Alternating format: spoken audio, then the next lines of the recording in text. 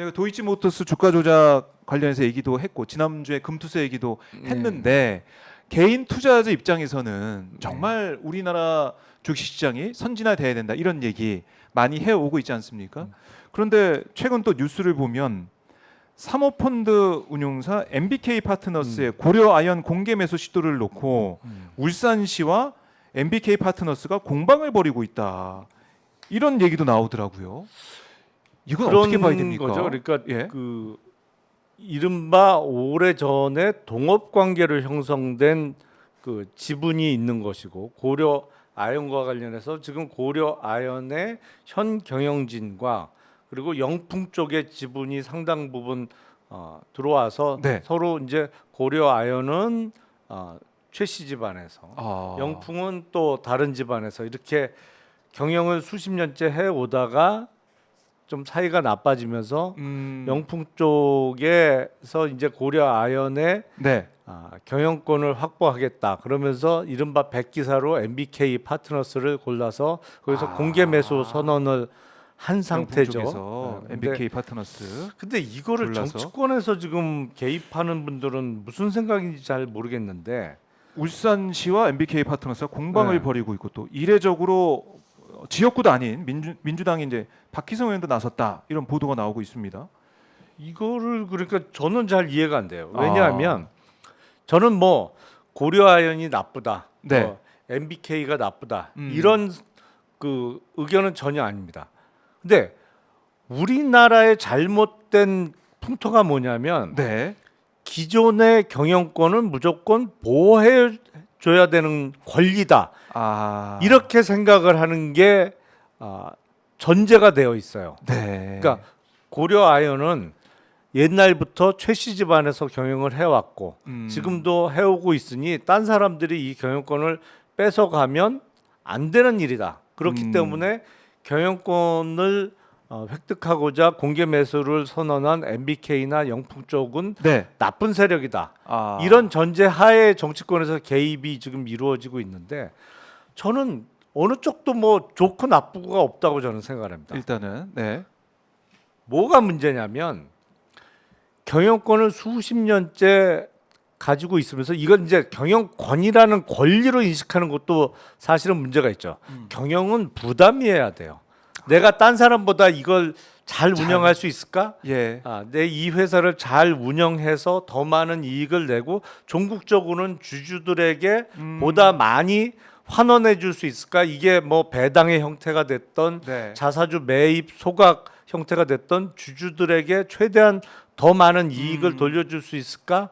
이걸 고민해야 되는 부담, 네. 의무로 생각을 해야 되는데 우리는 경영은 권리고 이거는 뭐랄까 경영권을 가진 사람이 이 회사는 마음대로 해도 되고 그리고 주주를 왜 해? 그 사람이 뭐 수십 년째 그 집안에서 그 회사를 좌지우지하면서 빼먹는 걸 당연시하는 그런 잘못된 풍토가 있단 말이죠. 네. 그러니까 저는 이렇게 한두 번씩 경영권이 좀 바뀌어야 된다라고 생각을 해요.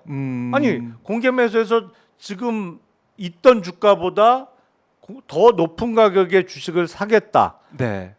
라고 선언해서 기존의 다른 주주들이 더 높은 가격의 주식을 매도하고 나갈 수 있는 기회를 보장하고 물론 지금 주식 거래 실제 거래가가 네. MBK 쪽에서 그 공개 매수를 부른 가격보다 더 높게 형성되고 있는 거로 알고 있습니다. 그러니까 이게 공개 매수가 성공하기는 쉽지 않은 여건인데 네. 정말 자기가 계속 경영을 하고 싶다면 아하. 고려아연 쪽에서 더 높은 가격으로 우리가 주식을 사드리겠습니다라고 불러야죠. 70만 원 이상으로 사겠다고 하든지. 네. 그리고 주주들 입장에서는 그런 게요. 지금 보니까 고려아연이 뭐 보니까 국내에서는 거의 이른바 독과점적 지위를 누리면서 상당히 이익을 많이 내는 회사로 수십 년째 있고 알짜배기 회사였던 건 분명해요. 네. 그러다 보니까 서로 가져가려고 하겠죠. 근데 그런 알짜배기 회사임에도 불구하고 그동안 주가가 어땠냐. 이런 측면에서 보면 그 경영진이 주주들 반성해야 입장에서는 되는 거죠. 그렇죠. 이렇게 잘 나가는 회사인데 왜 주주들은 그 과실을 받지 못하고 있느냐 이런 차원에서도 생각을 해봐야 된다. 아니, 그렇죠. 예. 그래서 왜 그 좋은 회사를 음, 50년, 60년째 최씨 집안만 빼먹고 있느냐. 네. 그래서 오히려 회사가 한 번 더 이렇게 경영권 교환을 통해서 경영진이 바뀌면서 보다 투명해질 수 있는 거 아니냐. 네. 뭐 MBK가 그렇다고 뭐 반드시 경영권을 가져간 다음에 투명하게 다 뭐 잘할 거라는 보장은 없지만 네. 그래도 60년째 한쪽 집안이 계속 하는 것보다 이렇게 번갈아 가면서 하면 좀 예를 들어서 경영진이 바뀐 다음에 옛날 경영진이 한 거 보니까 이런 측면도 있었네요라는 얘기는 할 수 있잖아요. 그렇죠. 바뀌면서 잘못됐던 거 고쳐 나가고 보다 정말 상장 회사를 상장 회사답게 운영할 수 있는 그러다가 그 사람들이 또 못하면 또 다른 사람 예. 백기사 구해서 다시 가져가서 더 잘할 수도 있는 거고. 그러니까 우리나라 상장 기업은 경영권이 경영진이 너무 안 바뀌는 게 문제예요. 그리고 희한하게 경영진은 안 바뀌고 그 사람들이 계속 할 수 있게 지켜줘야 되겠다고 네. 뜬금없이 오지랖 넓게 개입하는 사람들이 꼭 생겨요. 이렇게 네. 그 울산 향토 기업이기 때문에 이거 지켜야 된다 이렇게 말도 얘기도 안 되는 나오고. 소리. 네. 상장 기업이 무슨 향토 기업이고 저시고 어디 있어요? 그 주주들의 회사지. 그렇네요. 주주 자본주의 시장 경제 이 얘기에 맞는 걸맞는 그런 시스템 그런 과정이 구조가 돼야 된다 이렇게 말씀을 해 주셨고 자 이것도 한번 저희가 지켜보고 아니 그러니까 바로 저는 한 봐야겠네요. 말씀만 더 드리면 네. 정치권에 있는 사람들이 여기에 왜 개입하는지도 이해가 안 되고 아하. 본인 이해관계와 상관없이 웬 오지랖이지? 이해관계가 있나? 라는 생각도 들고 여러 가지 않습니다. 생각을 예. 해보게 되는데 저는 이런 거 저런 거 다 떠나서 도이치모터스 주가 조작 사건이 과연 어떻게 네. 해결이 되느냐 마무리가 되느냐 이게 모르겠습니다. 국내는 마찬가지고 해외에서도 투자자들이 보고 있을 것 같아요. 이건 중요한 사건입니다, 진짜. 그러니까 심우정 신임 검찰총장이 네. 거의 임기가 이제 만 2년 남은 거잖아요. 예. 엊그저께 취임했으니까. 그렇죠. 이원석 전 검찰총장은 만 2년의 임기를 아무것도 안 하고 이제 끝냈어요. 그렇게 됐네요. 끝까지 결론 안 내고 네, 뭐 성경 없는 수사 얘기하더니 처분 안 하고 중간중간 말만 맨날 몇 마디 하다가 네. 끝냈는데 이번에 임기를 시작하는 심우정 신임 검찰총장도 아무것도 안 하고 2년을 다 채우기는 어려울 거다.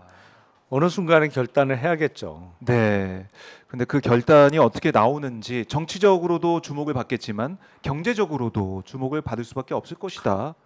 그렇죠. 이거는 이 정도까지 드러났는데 네. 그 주가 조작 세력이 발본색원이 안 된다? 그럼 뭐 어떻게 믿겠어요? 한국 주식시장은. 그러니까 이것도 뭐 여러 가지 우리 시장 선진화 관련해서도 중요한 시금석이 될 판단일 것이다. 이렇게 보시는 거고. 자, 지금 오늘 김종인 전 위원장이 CBS 인터뷰에서 이런 얘기를 했네요. 비례달라는 김영선 난 상대도 안 해버렸다. 뭐 이런 얘기. 비례 1번 3번 요구를 했고 뭐 집까지 찾아왔는데 뭐 상대 안 했다. 이렇게 본인이 직접 또 입장을 냈습니다. 그리고 그러니까 뉴스토마토의 보도 내용이 팩트와 다른 점은 거의 없어요. 그렇네요. 이 내용을 보면 김영선 전 의원의 요구 이런 게 컸다고 볼 수밖에 없는 상황이고요. 이게 내용이 확인되고 있고. 근데 지금 국민의힘 반응을 제가 또 소개를 해드려야 될 것 같아요. 신지호 지금 전 의원 같은 경우는 네. 당 공천 기준에 따르면 말이 안 된다. 아까 김영선 전 의원은 컷오프 대상이었다 이런 얘기를 하는 것 같고 김용태 의원도 개입으로 보기 어렵다. 정치적 조언 아니냐 이런 얘기를 하는 것 같아요. 어떻게 보십니까 이런 판단? 공천 개입까지는 아니지 않을까 이런 얘기. 김용태 의원이 또 오늘 이런 얘기를 했네요. 국민의힘에서는 재보궐에서 불과 2년도 안 된 기간 네. 때는 공천을 받았던 사람이 갑자기 컷오프 무조건 대상이 된다는 건 뭐죠? 그게 수돗물 먹은 것 때문에 컷오프 대상으로 분류가 됐었나요?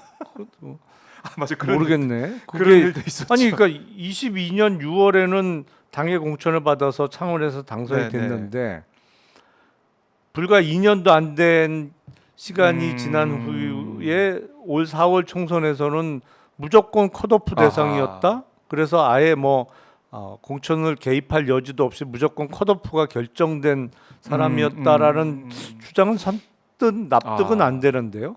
그 그렇네요. 이유가 뭐예요, 그러면? 뭐 이제 의원들 수돗물 7번 먹어서? 수족관. 모르겠어요. 맞아, 김영선 의원이 이분이 김영선 의원이었습니다. 아, 지금 또 생각이 났네요. 그래요. 그러다 보니까 뭐 이제 댓글을 보니까 이런 좋은 세상이님께서 이런 댓글 달아주셨어요. 명품백도 감사 표시, 공천 개입도 선의의 조언.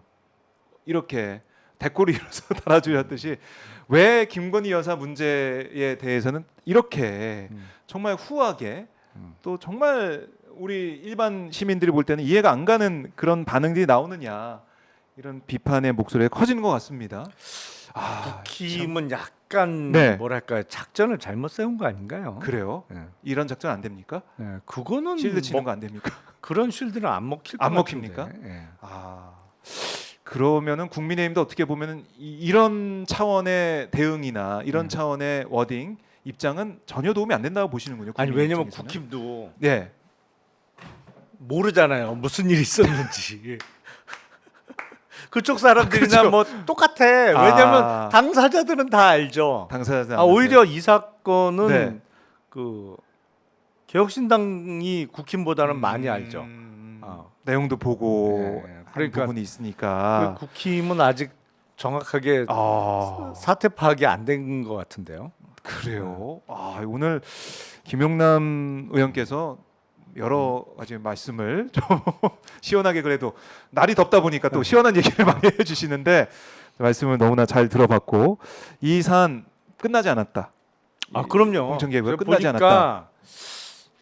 뉴스토마토는 거의 사활을 걸지 않았나 싶을 정도로 아. 열심히들 하고 있는 것 같던데요. 그래요. 끝나지 않았고 또 우리가 모르는 녹취가 나올 가능성은 크다, 이렇게 또 전망을 해주고 계십니다. 한번 제 목요일마다 나오시니까 다음 주에도 상황 진전되는 거 보고 말씀을 더 나눠보도록 하고요. 오늘은 보내드려야 될 것 같아요. 빨리 에어컨 시원하게 나온 곳에 가셔가지고 시원하게 좀 계시다가 다음 일정을 소화하셔야 될 것 같습니다. 의원님 말씀 잘 들었습니다. 네, 고맙습니다. 고맙습니다. 자, 김용남 전 의원과 정말 땀을 뻘뻘 흘리면서 말씀을 나눠봤습니다.